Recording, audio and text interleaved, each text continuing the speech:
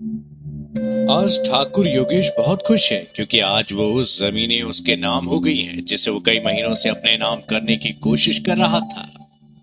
अरे मित्रों, शर्मा क्यों रहे हो? खाओ ना। हाँ हाँ, खा रहे हैं। तुम भी खाओ। हाँ, और क्या, सब हमें खिलाओगे? तुम भी तो खाओ। अच्छा ठीक है, खा रहा हूँ। भाई मैं तो खाने से ज्यादा पीने में भरोसा रखता हूँ। हाँ हाँ, हम तुम्हारे इशारों को समझ रहे हैं। हाँ, और क्या। आज तो खुशी का दिन है। चलो सभी लोग एक एक जाम लगाओ अब। हाँ, और सभी लोग बैठकर जाम पीने लगते हैं। वहीं दूसरी ओर पदम को ज्यादा ही जाम पी लेता है। अरे भाई, इतना जाम भी मत पी। अरे कोई बात नहीं भाई, वैसे भी आज हम सब तुम्हारे इस बंगले में रुकने वाले हैं, तो क्या चिंता है, मैं तो अभी और पीऊंगा। दरअसल ठाकुर योगेश के 3-4 बंगले थे। जिस बंगले में ये लोग अभी मौजूद है वहां पर ठाकुर योगेश कभी कभी आया करता था। वहीं इस बंगले की देखभाल के लिए 2-3 आदमी थे। अरे आज पीने दे इसे, अपने दोस्त की खुशी में खुश हो रहा है, और क्या। सब जाम पीने के बहाने हैं इसके। अरे छोड़ो योगेश, पीने दो इसे। अच्छा योगेश, ये बताओ कि तुम कब तक विवाह करने का सोच रहे हो? अभी हम विवाह नहीं करना चाहते, अभी तो हम अपनी जिंदगी को और भी खुलकर जीना चाहते हैं। हाँ, लेकिन फिर भी सोचा तो होगा ना कि कब करना है। नहीं, अभी हमने सोचा भी नहीं, लेकिन जब हम विवाह करेंगे तो तुम्हें पता ही चल जाएगा।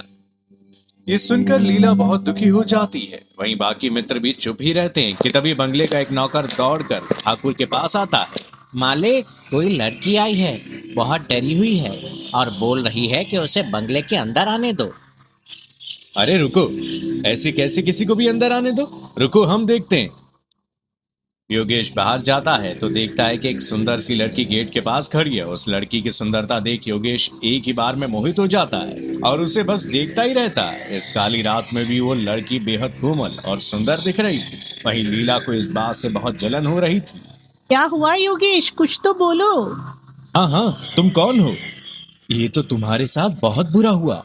चिंता मत करो, हम तुम्हारी सहायता अवश्य करेंगे। अंदर आ जाओ। बिंदिया अंदर आने लगती है। बिंदिया जैसे इस बंगले की दहलीज पर कदम रखती है वैसे ही जोर की हवा चलने लगती है और बादल गरजने लगते हैं।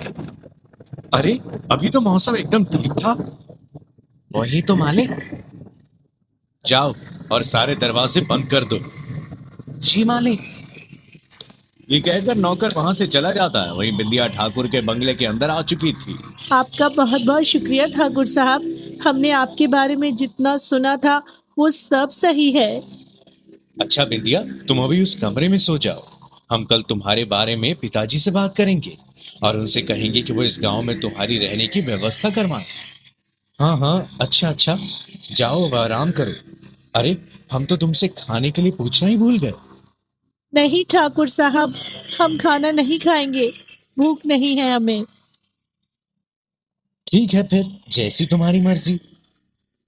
इसके बाद बिंदिया अपने कमरे में चली जाती है। खैर थोड़ी देर बाद सभी लोग सो जाते हैं। तभी लीला योगेश के कमरे में चली जाती है। क्या हुआ, इतनी रात को तुम यहाँ? योगेश, मैं तुम्हें अपने दिल की बात बताने आई हूँ। बोलो। योगेश, हम तुमसे बहुत प्रेम करते हैं, तुम हमसे विवाह कर लो ना। लीला, हम बहुत पहले ही जान चुके थे कि तुम हमसे प्रेम करती हो, लेकिन हम तुमसे प्रेम नहीं करते, हमें माफ करना। अरे हाँ, हरी तुमसे बहुत प्रेम करता है, तुम उससे विवाह क्यों नहीं कर लेती? तभी लीला योगेश से लिपट जाती है। नहीं, हम तुम्हारे अलावा किसी और के बारे में सोच भी नहीं सकते। योगेश, हम दोनों साथ में बहुत खुश रहेंगे, मान जाओ ना, हमसे विवाह कर लो। तभी योगेश को गुस्सा आता है और वो लीला को खुद से दूर हटाता है।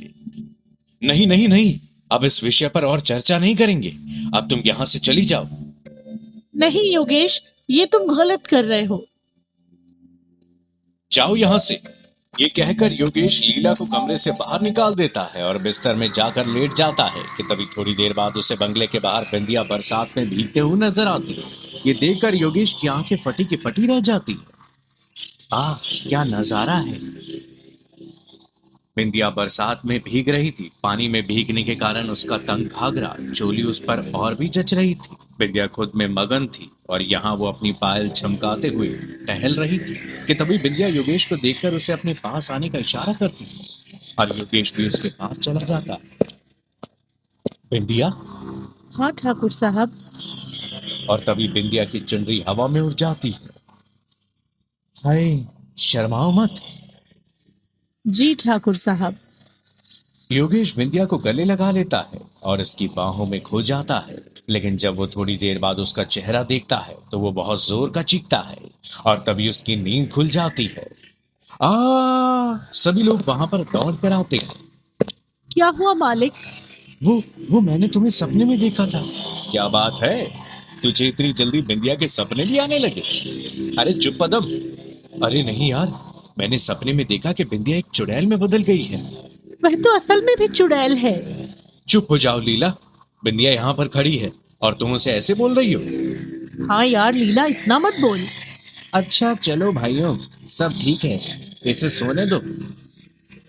कि तभी हरी की नजर योगेश के कमरे के बड़े से शीशे पर जाती है जहां पर बिंदिया शीशे में एक भयानक चुड़ैल जैसी दिख रही थी। तभी डरते हुए हरी सभी को इशारा करता है। वो वहीं सभी की नजर शीशे पर जाती है तो लोग भी बहुत डर जाते हैं, सभी वहां से भागने लगते हैं। लेकिन तभी कमरे का दरवाजा बंद हो जाता है। कौन हो तुम? मैं चुड़ैल हूँ जिसे तुम अपने बंगले में आने की अनुमति दे चुके हो। क्या चाहती हो तुम? मैं तुम लोगों के साथ एक खेल खेलना चाहती हूँ। तुम लोगों को इस बंगले में कहीं भी छुपना होगा। मैं तुम लोगों को बंगले में ढूंढूंगी और जिसको मैं पकड़ लूंगी वो मेरे हाथों मारा जाएगा। नहीं, ये कैसा खेल है? ठीक है, अगर नहीं खेलोगे तो समय से पहले ही मारे जाओगे।